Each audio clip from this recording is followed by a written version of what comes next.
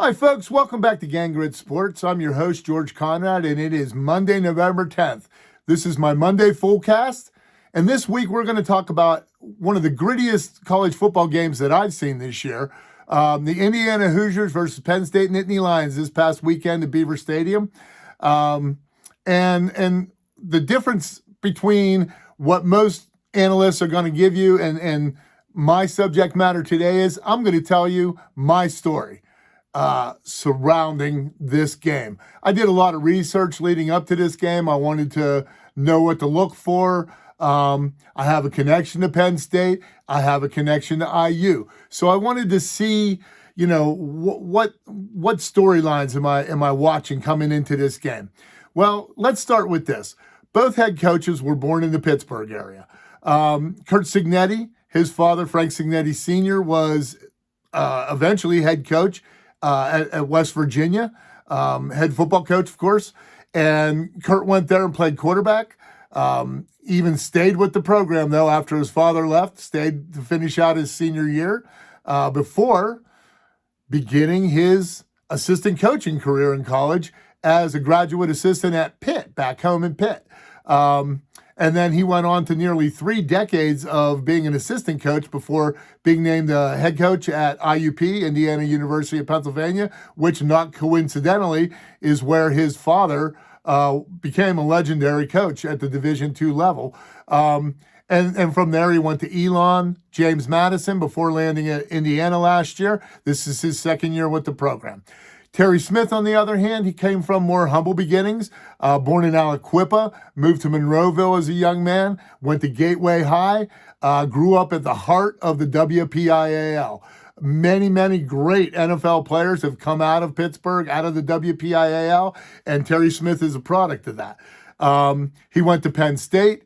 He, after graduating, played a year with the Redskins, bounced around the Canadian Football League a little bit, and then ended up back home in Pittsburgh as a high school coach, eventually ending up as the head coach at Gateway, where he was quite successful. Following that, he was hired to come in as an assistant coach at Penn State, and I believe he spent 14 years there before being named interim this year after James Franklin lost his job midway through the season. So there's our coaches. What's the story of the teams? Well, Penn State came into the season ranked number 2, expected by most people, I think, to go pretty far in the college football playoffs. I think most people would have been shocked and disappointed if they were a fan of the program if they did not make the Final Four this year. That's what was expected. They were riding on their Heisman hopeful quarterback Drew Aller, the 2 running backs who both gained 1,000 yards last year, Nick Singleton and Katron Allen. They were hoping to ride their offensive line, their defense, and everybody expected things to go pretty smoothly. I've talked about this before. I think the coaches entered the season resting on their laurels, the Tyler Warren effect on offense, the Abdul Carter effect on defense. I don't think that they prepared this team. They were still running the trick plays, the deception plays that worked so well when Tyler Warren was with the team. But now defenses didn't have to focus on one guy. So they weren't surprised by things. They didn't adjust. And quite frankly, I think James Franklin probably deserved, I hate saying it, but he probably deserved to lose his job. I don't know, maybe they should have gave him the rest of the season, but in this new era of college football with all the money, they're not waiting long. So goodbye to Mr. Franklin, and here comes Terry Smith. Not an enviable position, coming in as an interim at his alma mater, a program used to winning, and quite frankly, right smack in the middle of what is now a 6-game losing streak in the Big Ten. That's what they were coming in with. Indiana, on the other hand, surprised everybody last year, I think. Maybe not everybody, but they certainly surprised me, making the college football playoff. They lost to Notre Dame in the first round, but they got there, Curt Cignetti did a great job in his first year as Hoosier head coach. And they came into this season, I think, expecting to do very, very well. Penn State was the big game on their schedule. And I guess they probably, I'm sure that they were looking at that game with the thoughts that this is the one that might propel us, get us into the Big Ten championship game, and on into the college football playoffs, and let's see where it goes. The thing with Indiana is, though, they didn't rest on their laurels. Cignetti reloaded. He filled spots that were weak spots. He strengthened their strong points. He worked with the team. Fernando Mendoza came in. I mean, he was a great quarterback before, but he came in looking even better this year. And that's the teams that entered the game. They came onto the field Saturday afternoon. From there, here's kind of my take. I think this was a hard-nosed, gritty football game from both sides. I thought Penn State's offensive line played their best game of the season. They looked like they were just banging heads. And this goes against what we saw earlier in the season with all the deception, trying to run the same plays that they ran in 2024. But no, on Saturday, they played hard-nosed football. The running backs hit the hole. Katron and Nick proved that they are still very good running backs. Ethan Grunkemeyer, the redshirt freshman quarterback, he wasn't even expected to be part of the program, part of the plan, the game plan until 2026. Drew Aller broke his ankle, and here came Grunkemeyer. Thought he looked a little shaky his first couple games, but you know what? I thought he looked real good on Saturday. He showed the promise that was expected when he was coming out of high school, number 5 ranked quarterback in the country coming out of high school. He was not prepared. Again, coaching failures. Now, Terry Smith coached on the defensive side of the ball, so I'm not going to give him a lot of blame for what happened offensively. Defensively, they were riding the laurels of Abdul Carter, new defensive coordinator this year, Jim Knowles. But I think Terry Smith was still doing his job. He's a great recruiter. Unfortunately, he's probably going to be looking for a job here in a few months. But I have hopes that the new Penn State regime will retain him. I think he's earned it. And I think Saturday proved that because the team came out and they played like Terry Smith played. And they purported themselves well.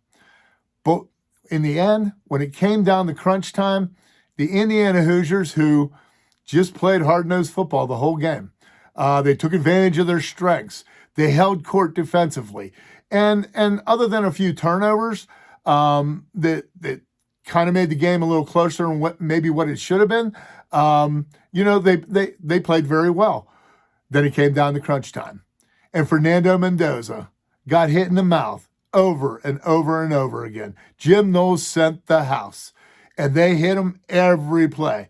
But consistently, Mendoza put the ball in a place where his receivers could make the catch. And they made amazing catches on that drive, culminating in the final catch by Omar Cooper Jr., which may be one of the prettiest catches I've ever seen, college or pros. He got that toe in, reached high. I mean, it was a game winner. And it's epic, and it's historical, and it's something that's going to go down in history, especially if the Indiana Hoosiers can keep marching. And what are they marching toward? I think they're going to be playing in the Big Ten championship game against Ohio State, and whoever wins that game is going to be the number 1 seed going into the college football playoffs this year.